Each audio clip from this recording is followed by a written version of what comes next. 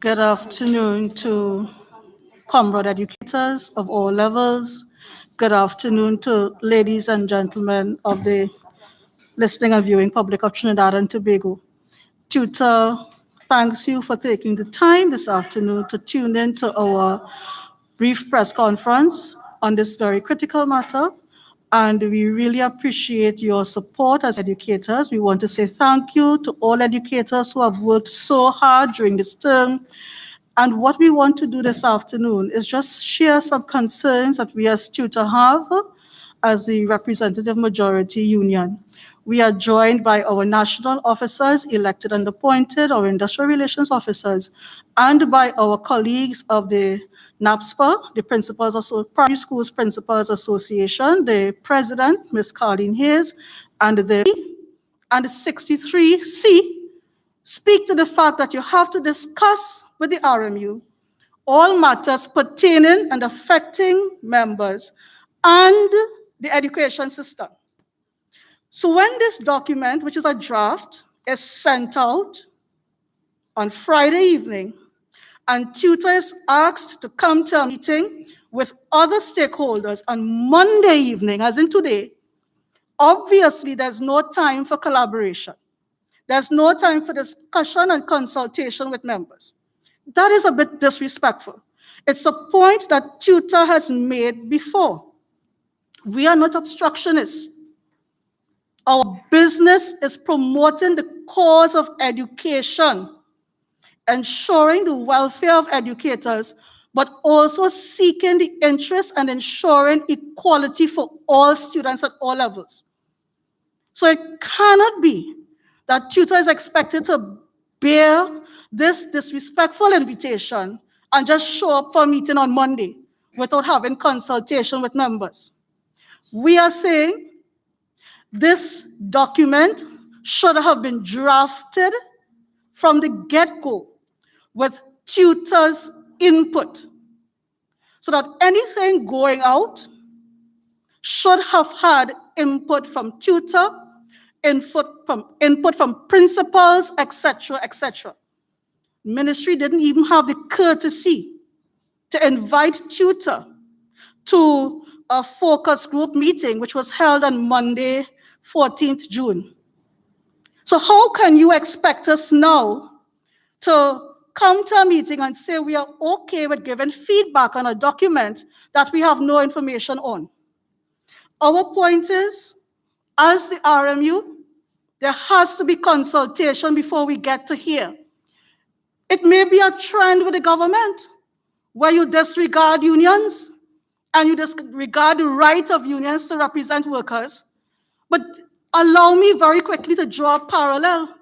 Maybe it's a trend of the government to simply say we don't want to hear what stakeholders have to say. The Tobago Autonomy Bill was put out for public comment. There were some revisions to be made to go back to meet with stakeholders. And stakeholders only had 1 week in which to proffer comments. Now, on a significant matter like that, is that really and truly responsible behavior?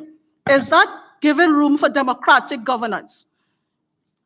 We believe that this particular trend by the state is something that they're looking to introduce, and TTUTA is not going to have any of it. We are not obstructionists. We are just not going to have any of it. We want to point out some of the fundamental concerns with these guidelines that the ministry has sent. One, you are looking to engage teachers and principals in making arrangements to conduct classes virtually. And they are expected to sign a letter of agreement, perhaps some type of contract. In which unionized environment can you expect a union to sit back and say, go ahead and make private arrangements with our members? We are okay with that. We are not obstructionists, you know. But TTUTA is saying if you want to enter into any discussion with its members, talk to us. Do not ask any member at any level to sign any document agreeing to any particular situation. We are concerned about the issue of equality, the issue of access by all children. So when you look at establishing a parallel education system, and you have provisions for homeschooling, you have provisions for a blended approach, some in school today, some home today, and the next group home tomorrow, and vice versa. And you have provisions for a pilot virtual school system. That begs the question, how are we going to have that structured? These situations which will directly impact the terms and conditions of educators, ECCE teachers, primary and secondary teachers, primary and secondary principals, officers out of the Student Support Services Division, curriculum officers, school supervisors, all of those persons who are members of TTUTA and represented by TTUTA. Are we going to simply change the terms and conditions by decree and accept governance by PR? Because what we recognize is that this document has been circulating even before the meeting today. So we have to wonder about the integrity of the process. The fact of the matter is, there have been challenges that persons have experienced throughout the pandemic with the virtual engagement. And TTUTA has been very patient and very committed to ensuring that children receive their education as best as possible. But we should not be taking what's an emergency measure and just transposing that into a full-term activity or full-term process. There have been challenges.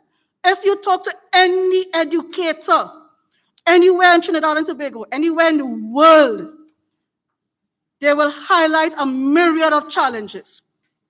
But what I would do, I would pause here, because I know some people start to get a little bit antsy already. I would pause here and invite our Tobago officer, Mr. Braden Roberts, to speak to the issue of challenges that teachers have faced during the online engagement. Mr. Roberts. Thank you, Madam President, and good afternoon to all viewers. TTUTA would have expressed heartfelt appreciation to all teachers. Other stakeholders would have so sent its appreciation. However, thank you does not make the condition better. Hence the need for meaningful collaboration. As the President just said, there was a quick fix to see how best we can have the education system up and running. However, something more sustainable is needed, as TTUTA would have had to do a lot to support the emotional strain majority of our teachers would have been experiencing.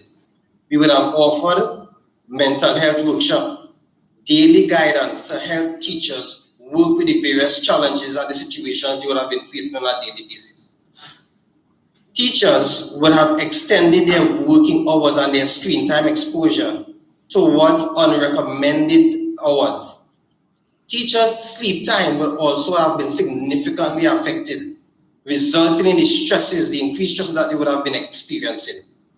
With all that effort, they still face, additional to that, device crashes, being bumped out of their own meetings, students falling out of the virtual classroom on a regular basis after spending significant time planning for lessons. So we also now look at the quality of what would have been offered, assessing the real impact. So teachers would have been doing a lot. However, assessing the real impact to all students, because we talk about equality for our students. So these teachers would have been doing so much, still feeling the need to do a lot more with the strain that they currently have. Principals also trying to assist teachers in the process would have also had that difficulty in assessing how they can better aid their teachers. So there would have been challenges all around, and they would have been even ventilated at the Joint Select Committee meetings that they had before. So TTUTA is saying So going forward, we realize that we'll be living with this COVID-19 for some time. It is important to have meaningful discussions and not just have a stakeholder meeting where you tick a box that we engage persons and we leave the strain for principals and teachers to continue to bear while we have that political look as if all is well in the education system. So I know and trust that further consideration will be had by those in official spaces to rethink their approach and let us work together, because in collaboration, the best would be able to be afforded for our teachers, our principals, and all stakeholders in education, so that we can have the education system even improved. Thank you, Madam President. I'll hand it over back to you. Thank you, Mr. Roberts, Tobago officer. We cannot simply accept that we're going to take instructions from the Ministry of Education via social media without proper communication and consultation. On the eve of Labor Day, we had a message from the Minister of Labor stating he understands what workers are going through. The Ministry of Labor and the state, they're willing to lend their support, consultation and collaboration. And this is what we get? This is what we get today? No, we have to come better than that. And the thing is, when we look at the interpretation of the Education Act that is put out by the ministry to justify what they are going to do, we realize there's a flawed premise. So I would want to ask that we look at Section 77 of the of the Education Act. Ministry of Education talks about Section 78. Minister can make adjustments. But Section 77 speaks to the duty of the parent of compulsory school age to cause him or her to receive efficient full-time education suitable to his age, ability, and aptitude by regular attendance at school. Now, we compromised for the last few months, virtual engagement. But in trying to establish this parallel system, where a parent could have the choice to say, I want my child to stay home and do virtual schooling. I don't want my child to come onto the compound. How is that going to work in terms of class size, timetabling, resource allocation, teacher funding for schools, teacher time for preparedness? These are the issues that you need to consult the RMU with. You know, colleagues, we have all experienced, parents, you have experienced it too, the challenges that our children have faced navigating these online classes. Some of them frustrated, some of them having difficulty understanding what is happening. So learning loss is real. And we are committed as a body of educators to helping our children recover. But here is something to think about.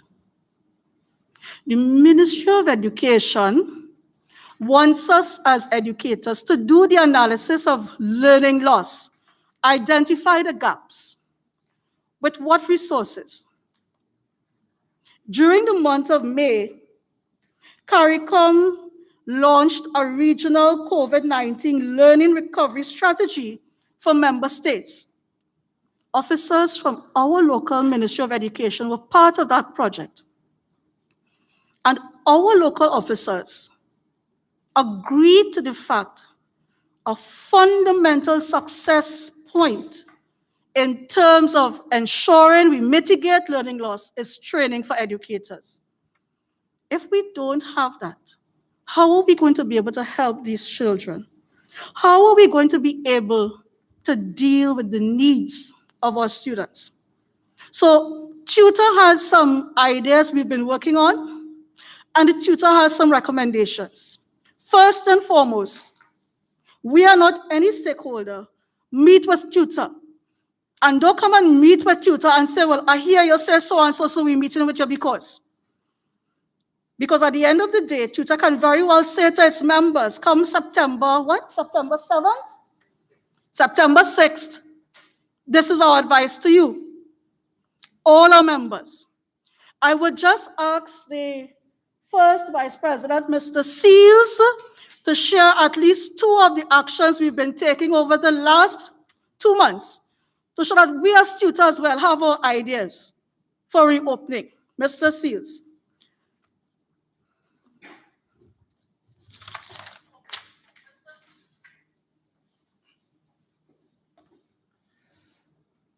Good evening, comrades. The education committees of TTUTA have been working assiduously to find a way for our members to navigate this virtual, blended, and remote learning space. So as a result, we have in our cadre, we have as part of our arsenal, many ways that we can deal with this, with the learning, this remote learning environment. One of them being we recognize that there must be a blended approach to teaching and learning. And we have, once we are given the opportunity, we'll be able to share with the Ministry of Education how that can be safely rolled out for both teachers and students. Because we recognize, TTUTA recognize that vaccination is a choice. We recognize that our students will not be vaccinated due to the protocols that we currently have in place from the WHO, etc. So we have taken all these things into consideration. Additionally, the association, through our Professional Advancement Committee, have been engaging in training for our members so that we can accurately navigate this remote teaching. So all we are saying is that if you give us a chance, Minister of Education, that we have the ideas from the ground where we can assist you in the rolling out of what must happen come September the 6th. So thank you, Madam President, for this opportunity to share some of the ideas that TTUTA have. And we look forward to closer consultation with the ministry so that we can roll out, we can operationalize some of these ideas. Thank you. Thank you, Mr. First Vice President. Now the ministry has these ambitious plans. Put this in schools, put that in schools. Here's what TTUTA is going to do during the month of August. Good? Because we're not obstructionists. We want to see how best we can collaborate. I want to ask our third Vice President to share some of those ideas. Mr. Darren Lehim.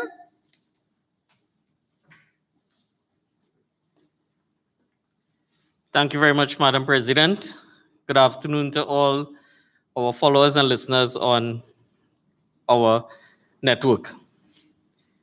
During the month of August, TTUTA is going to engage all district personnel and schedule visits to schools to ensure that all the infrastructure that the Ministry of Education has laid out in this draft plan will be attended to ensure that the infrastructure that is supposed to be there to ensure the safety of our teachers and of our students is put in place. As the minister says, and as the quote goes, the time to fix the roof is when the sun is shining. Right? It's been a year and a half and more since we've been in this pandemic. TTUTA has been on many occasions asking the Ministry of Education to provide the school repair program, the list of the schools, and the work that is being done in these schools in order to have it ready for occupation. We are yet to get that list, Madam Second VP. It's been almost 2 years, and we are still waiting to see the vacation repair program. Pandemic, a year and a half, schools have been closed.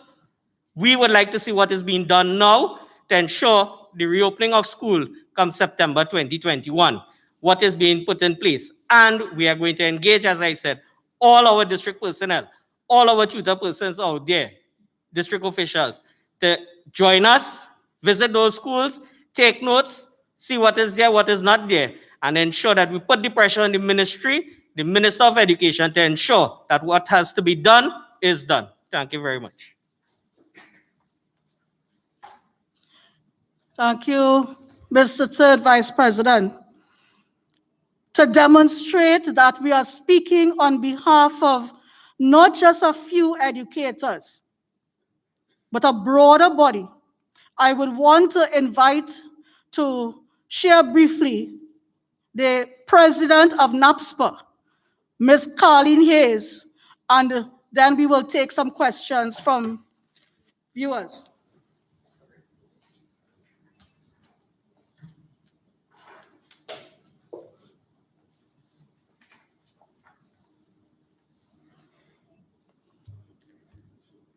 Good afternoon to the President of TTUTA, Mrs. Antonio de Freitas, to all other executive members of TTUTA, and to the IRO officers of TTUTA, to the members of the National Primary School Principals Association, and to our teachers and the viewing public.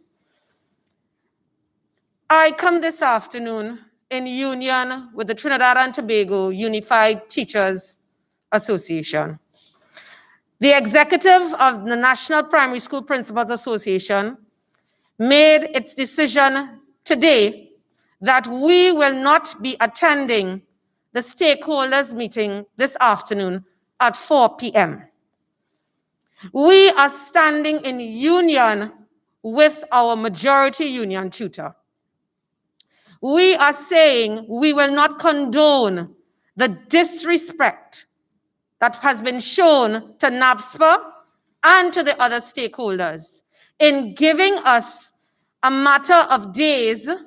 Friday evening, a 51-page document is sent to me as president of NAPSPA, and we need to peruse that document and make comments at 4 o'clock on Monday. We are not going to take that disrespect, and therefore, I stand here to let you know we are a team. We are collaborating with TTUTA in every way to ensure that this disrespect is not left undone. We will continue to engage our members in discussions as we look at the document, but we will not be attending today's meeting. I thank you. Thank you, Mrs. So, comrades, citizens, if we as TTUTA, representing education professionals, do not stand together and insist that the right thing is done, and insist that the best opportunities be given to our students, and insist that properly laid plans are discussed with the union before anything else, then we may very well find ourselves having some challenges in September. This, Madam Minister, this starts from the ground up, right? We start over with proper consultation and collaboration. It's too big for me to tear up, but I said I tear it up. But that might not be the right thing to do. At the end of the day, we will not be accepting this. We will make ourselves available, and we will inform the media and the public of when the ministry is willing to meet and have proper consultation.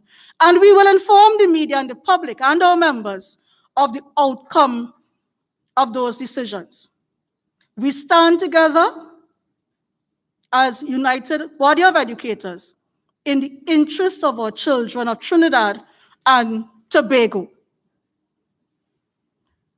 Thank you very much.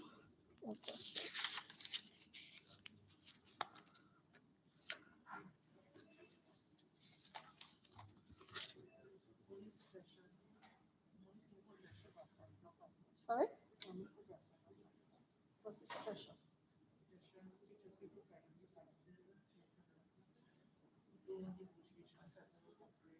Right, which is the same thing we've talked about. So that's it?